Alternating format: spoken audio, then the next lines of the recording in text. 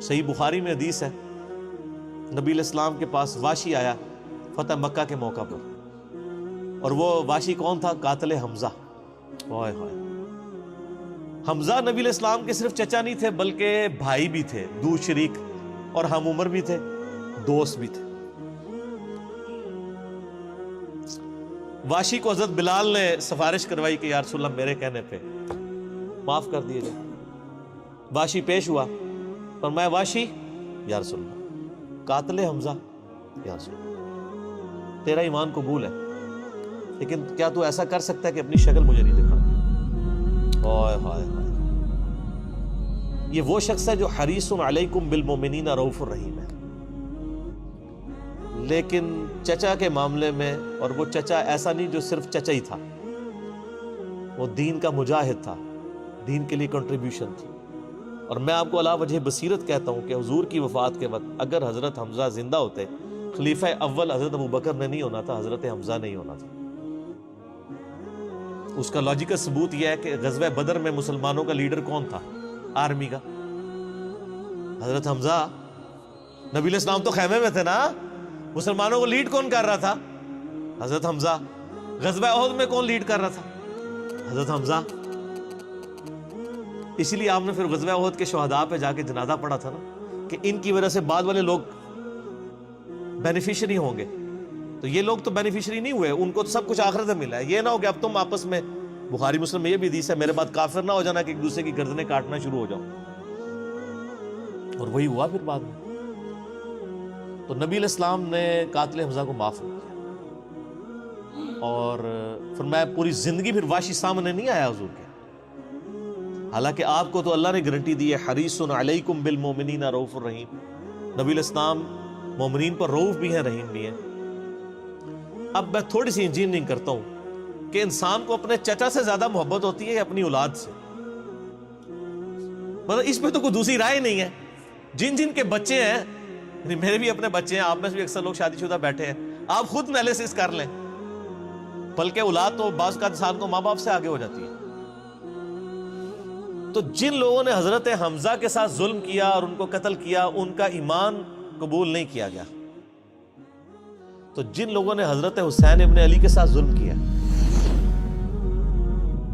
یا حضرت علی ابن ابی طالب کو تکلیفیں دی ہیں جو حضور کے بچوں کی جگہ تھے، ان کے بارے میں آپ ایکسپیکٹ کر سکتے ہیں کہ نبی الاسلام کے دل میں ان کے بارے میں کوئی محبت کے جذبات ہو؟ Not at all.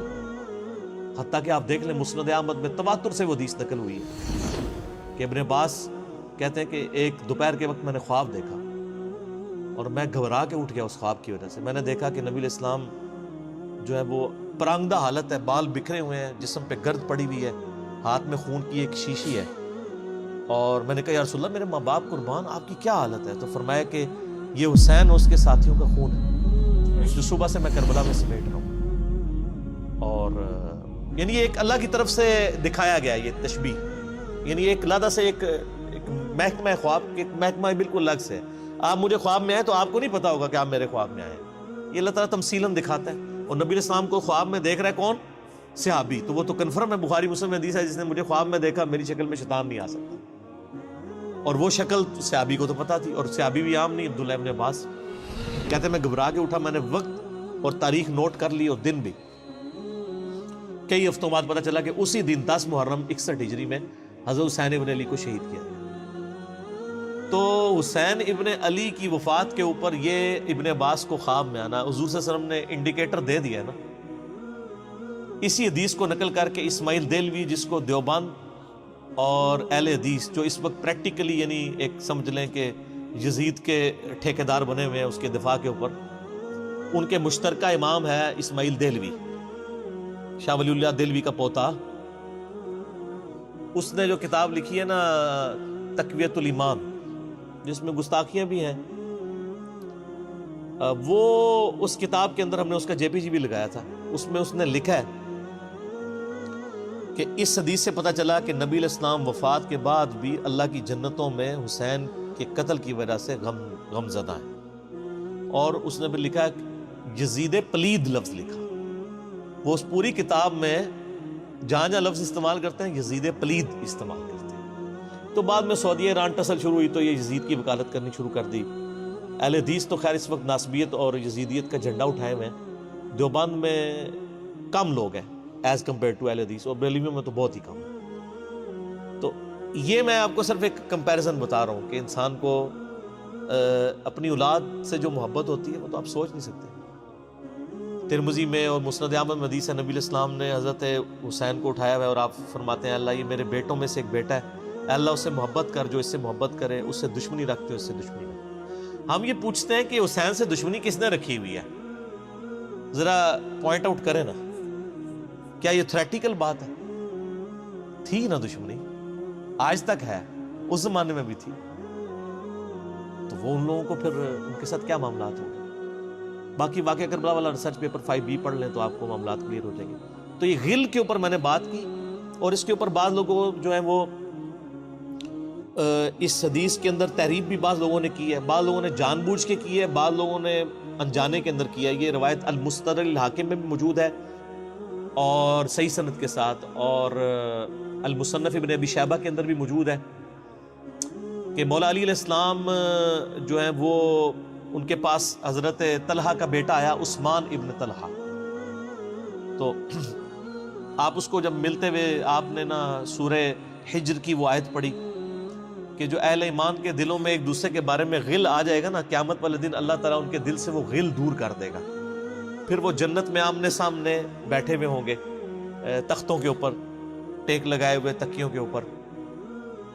تو انہوں نے کہا کہ میں اللہ سے امید کرتا ہوں کہ یہ آیت میرے, طلحہ اور زبیر اور عثمان ابن عفان, ان 3 بندے اور چوتھا میں, یہ آیت ہمارے بارے میں ہے کہ اللہ تعالیٰ ہمارے دلوں میں جو ایک دوسرے کے لیے میل آ گیا قیامت والے دن وہ دور کر دے گا اور ہم ایک دوسرے سے راضی ہو جائیں گے.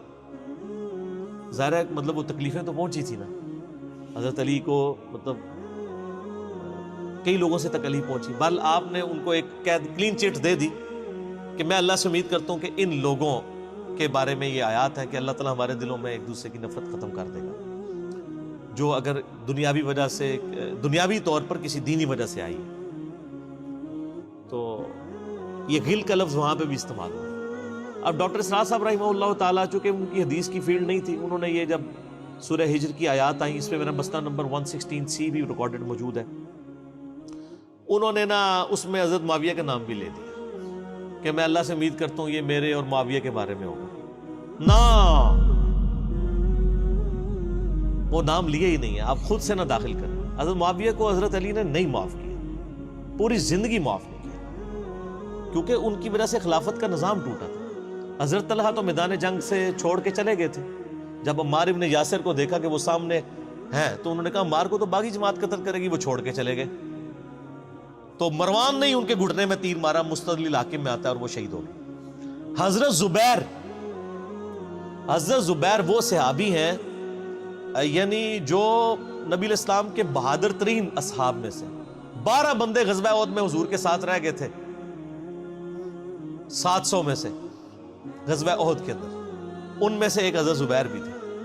اور یہ تلوار کمال کی چلاتے تھے, اکیلے میدان جنگ میں آگے چلے جاتے تھے. بخاری میں آتا ہے کہ ان کا بیٹا عبداللہ ابن زبیر کہتا ہے کہ میرے باپ کے 2 شانوں کے درمیان اتنا بڑا زخم تھا جو ہیل اپ ہو گیا تھا, لیکن پھر بھی گڑا پڑا ہوا تھا, میں پورا ہاتھ اس میں داخل کر لیتا تھا, اور وہ زخم ان کو احد کے موقع پہ لگا تھا.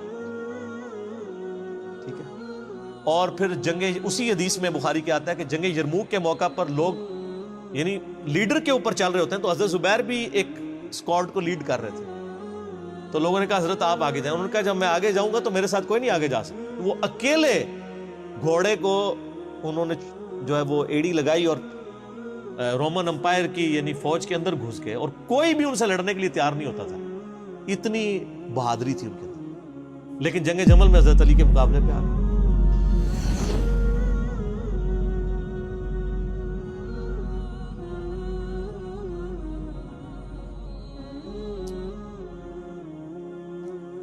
اس تکلیف کا کوئی اندازہ نہیں کر سکتا. حضرت حسن ابن علی نے بتایا مولا علی سے کہ بھئی حضرت زبیر آئے ہیں, تو حضرت علی نے کہا کہ رکو میں خود چاہتا ہوں.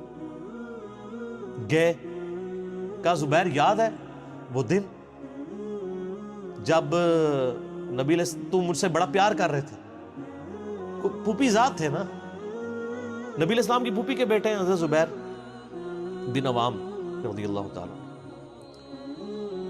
تو حضور نے تم سے ایک بات کہی تھی کہ تم علی سے اتنی محبت کرتے ہو، ایک دن آئے گا کہ تم تلوار لے کے علی کے خلاف کھڑے ہو جاؤ گے. تو تم نے کیا کہا تھا کہ یا رسول اللہ میں علی کے خلاف کھڑا ہوں گا؟ فرمایا ہاں تم اس وقت ظالم ہو گئے. تو حضرت زبیر جو ہیں وہ ان پہ غشی طاری ہو گئی، گھوڑے کو یعنی وہ حضرت علی کا پھر سامنا بھی نہیں کر سکے، میدان جنگ سے واپس چلے گئے. تو بعد میں حضرت علی کے فوجیوں میں سے ایک بندے نے جا کے پیچھے ان کو دھوکے سے قتل کر کے تھا. تو حضرت علی نے کہا کہ زبیر کے قاتل کو میں دوزخ کی بشارت دیتا ہوں، کیونکہ زبیر جنتی تھا. تو وہ شخص پھر حضرت علی سے ناراض ہو گیا کہ ہم نے میں نے تجھے حکم دیا تھا، جب میں نے ان کو جانے دیا تو نے یہ کام کیوں کیا؟ تو وہ پھر خارجی ہو گیا.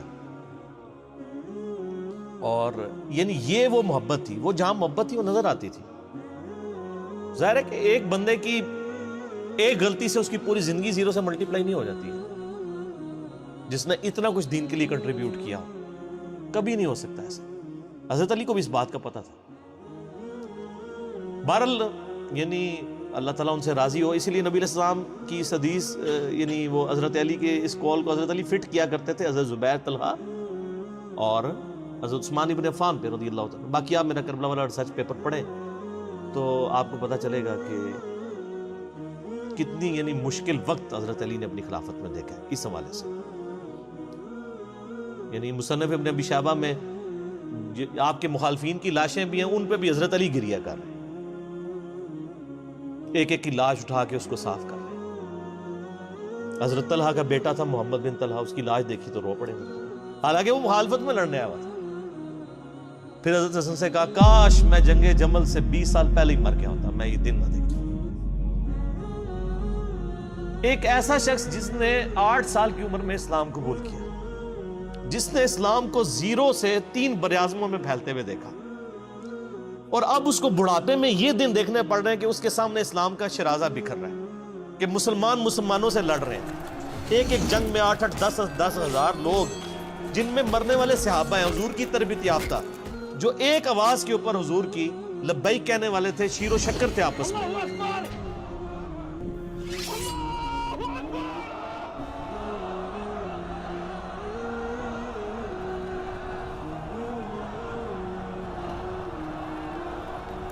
آپ اندازہ کر سکتے ہیں. اسی لیے حضرت علی جو ہیں وہ یعنی کوفے میں شہر سے باہر آپ کو پتہ ہے کنویں ہوا کرتے تھے، اکیلے جا کے کنویں پہ بیٹھ کے رویا کرتے تھے کہ اللہ اس امت کے ساتھ کیا ہو گیا. کوشش کرتے رہے، اینڈ رزلٹ یہ ہے کہ وہ خلافت کا نظام. اسی لیے مصنف ابن ابی شیبہ میں آتا ہے کہ آپ نے فجر اور عشاء کی نمازوں میں قنوت نازلہ پڑھی، اللہم علیک بمعاویہ و اشیاءہ، اے اللہ معاویہ اور اس کے شیعہ کو برباد کر، علی اور اس کے عمر بن عاص اور اس کے شیعہ کو، ابا سلمی اور اس کے شیعہ کو، قیس اور اس کے شیعہ کو برباد کر. باقی احادیث میں آپ علیہ السلام نے جو بشارت کر دی تھی، سنن صحیح کبریٰ کے اندر حدیث موجود ہے، حاکم کے اندر، کہ نبی علیہ السلام نے حضرت علی سے ایک دن فرمایا تھا، اے علی اگلی امتوں میں سب سے بڑا بدبخت وہ تھا جس نے قوم عاد کی اونٹنی کو قتل کیا اور اس کے بعد عذاب آ گیا. میری امت کا سب سے بڑا بدبخت وہ ہوگا جو تیرے سر کے خون سے تیری داڑھی کو رنگ دے. اور وہی ہوا ہے. اور اس کے بعد پھر دیکھیں امت ایک جگہ جمع نہیں ہوئی ہے. حضرت علی ایک آخری کوشش تھی، اور جن لوگوں نے اس وقت ساتھ نہیں دیا پھر ان کو دنیا میں اس کا خمیازہ بھگتنا پڑا ہے. عبداللہ بن عمر نے بیعت نہیں نہ کی تو صحیح بخاری اٹھا کے دیکھیں، عبداللہ بن عمر کو آل امیہ نے قتل کروایا، حجاج بن یوسف نے زہر آلود نیزہ مروا دیا. اور حاکم کے اندر مجموع الزوائد کے اندر موجود ہے، حضرت عبداللہ بن عمر آخری عمر میں کہا کرتے تھے کاش میں اس وقت علی کا ساتھ دیتا اور یہ خلافت کا نظام تو بچ جاتا. کیونکہ کئی لوگ بیچ میں نیوٹرل ہو گئے تھے جو پھر ساتھ نہیں دیا، تو اس کی وجہ سے پھر حضرت علی کے چونکہ اب پاس اتنی مین پاور نہیں تھی کہ اس سسٹم کو سنبھال سکتے، بعد پھر وہ شہید ہو گئے اور پھر معاملات آ گئے. خیر بات کہاں سے کہاں نکل گئی، کیونکہ یہ اس کے ساتھ غل کا لفظ تھا، تو یہ غل کے لفظ کو ایڈریس کرنا ضروری تھا. تو تو آج ہم جب جنگ جمل صفین نہروان کو ڈسکس کرتے ہیں تو یہ کوئی غل والی بات نہیں ہے، یہ وہ چیزیں ہیں جو ایک ریالٹی ہیں، اور وہ اگر یہ غل والی بات ہے تو نبی علیہ السلام کے دل میں بھی نعوذ باللہ غل تھا، مولا علی کے دل میں بھی غل تھا، ایسا نہیں تھا۔ وہ دین کی حمیت کہلاتی ہے، اس کو غل نہیں آپ کہتے۔